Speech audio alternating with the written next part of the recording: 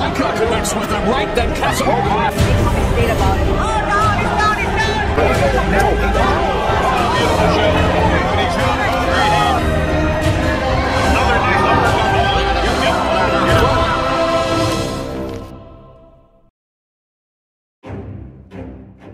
Dumating na nga ang pinakahihintay ng lahat na muling aakyat sa ring, ang pinakaangas na boksingero ng Pinas na si Jandrel Casimero alias Cuadro Alas.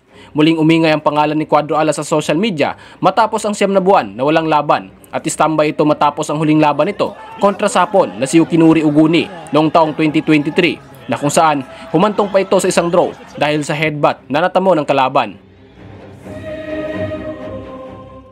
Si Jandrel Casimero ay isang kilalang Pilipino professional boxer na may 3 world titles sa iba't ibang weight division. Siya ay pinanganak noong February 13, 1989 sa Ormoc City, Leyte. Sa kanyang karera, naging world champion siya sa light flyweight division, flyweight division at maging sa bantamweight division. Tanyag rin si Cuadro Alas sa kanyang matitinding laban sa mga sikat na boksingero tulad ni Sulani Tete at Guillermo Regiondox. Bukod pa rito, si Casimero ay kilala sa kanyang matapang na personalidad at hilig sa pagtatrash talk na naging bahagi na ng kanyang karakter bilang isang boksingero at bilang isang angas ng Pinas sa ibabaw ng lona. Sa mga panahong ito mga idol, taglay ni Jandrel Casimero ang kanyang kartada na nagtala ito ng 33 panalo, 4 na talo, 22 panalo dito ay nakuha niya via knockouts at isang draw. Malakas ang usap-usapan ngayon sa social media na isang American fighter nga ang makakatapat ni Cuadro Alas ngayon darating na buwan ng Oktubre, walang iba kundi ang former world title challenger na si Saul Sanchez, isang boksingerong binansagang The Beast na lumalaban sa bantamweight division. Wala pa man itong opisyal na pahayag mula sa kampo ni Jandrel Casimero, malakas naman ang kutob ng karamihan na posibleng mag-abot nga ang mga kamao ng dalawang ito sa ibabaw ng lona. Yan po, ang dami na pong naglabas na yung makalaban ni Cuadro Alas ay yung ano daw, sino yun? Si Saul. Pero hindi natin alam yan guys ha, hindi pa sa amin galing yan.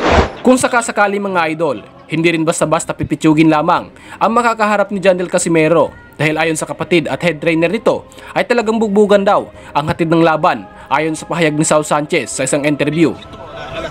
Imagínate, ese tiempo ellos éramos felices y no lo sabíamos. Kung ating mantsakin, talagang hindi pipitsugin itong si Saul Sanchez dahil 2 Pinoy na boksingero na pala ang tinalo nito sa kanyang karera. Kabilang rito, ang huling laban niya kontra sa ating kababayan na si Arthur Villanueva dito lamang June 12, 2024. At nagtala ito ng record ng 21 panalo, 3 talo, 12 panalo dito ay nagmula via knockout. Ngunit ayon sa kapatid at head trainer ni Cuadro Alas, ipaghihiganti ito ni Jandrel Casimero kung sakasakaling matutuloy ang laban. The Beast, Saul Sanchez! Mga idol, sabay-sabay nating babalikan ang laban ni Saul Sanchez laban sa ating mga kababayan kung paano niya ipinakita ang kanyang husay at bangis sa ibabaw ng lona.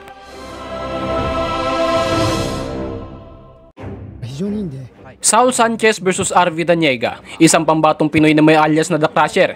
Ito ang kauna-unahang laban ni Daniega sa labas ng ating bansa, na kung saan ang labang ito ay ginanap sa loob ng bansang Japan. Sa mga panahong ito ay malinis ang kartada na daladala ni RV Daniega at bit-bit nito ang 9 na panalo, 8 talo at 6 dito ay nakuha niya via knockouts. Ngunit sa kasamang palad, minansahan ito ng The Beast, Saul Sanchez.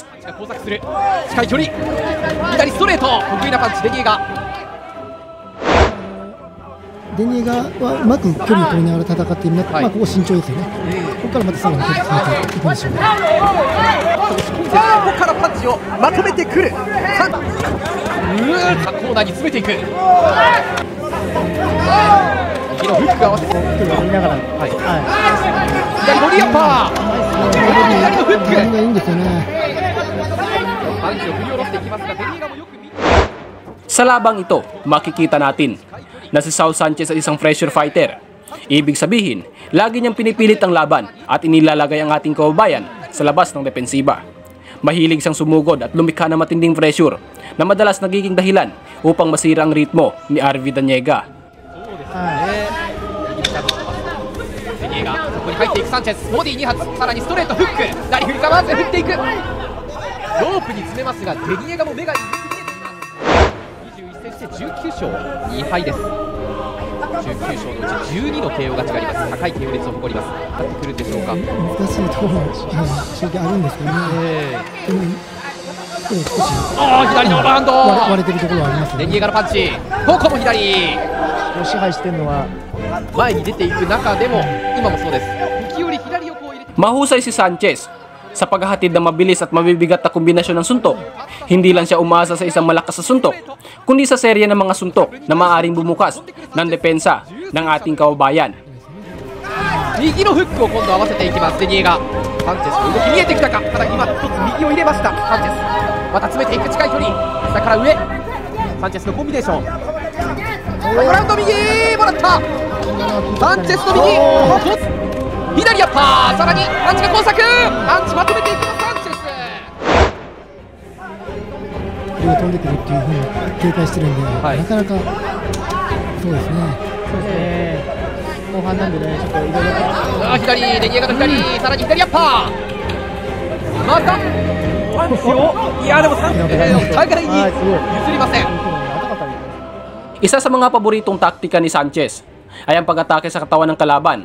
Ginagamit niya ito upang pabagalin ang galaw ng ating kababayan at gawing mas mahina ang depensa sa mukha at katawan. 右のジャブ、ここからチャンスと見ればサンチェスが入ってくる。ラウンド、第7ラウンドに突入していますが、全く運動量落ちません。レニエガのタイミングもいいですね。はい、やはりレニエガはカウンター狙い。 Hindi basta-basta madaling matinag ang depensa ni Sanchez at makikita natin na taglay nito ang bawat anggulo ng laban.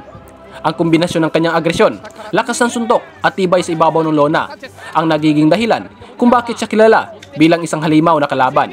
そしてデニエガの顔面を捉えた。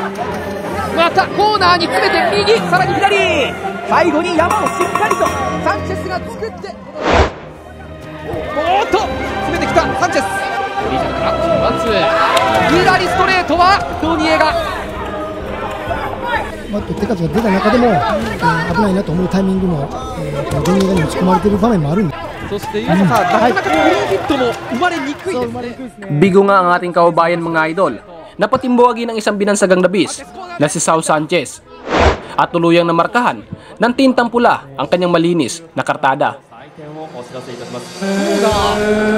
ンチェス、78対74が1人。 Malaking babala nga ba ito para sa kakayahan ng ating former 3 Division World Champion na si Cuadro Alas, Champ Casimero. Time here and make Casimero miss. Casimero needs to pick his punches and he can't find his lead shot. Hindi malayo ang pinaghahandaan nito ni Cuadro Alas at ng kanyang kampo para sa magiging hakbang niya sa laban. Mga idol, kung sakasakaling magkukrus ang landas ng dalawang ito at tuluyang mag-aabot ang mga kamao nito, matitiyak ko sa inyo na isang magandang laban ang masasaksihan ng buong mundo.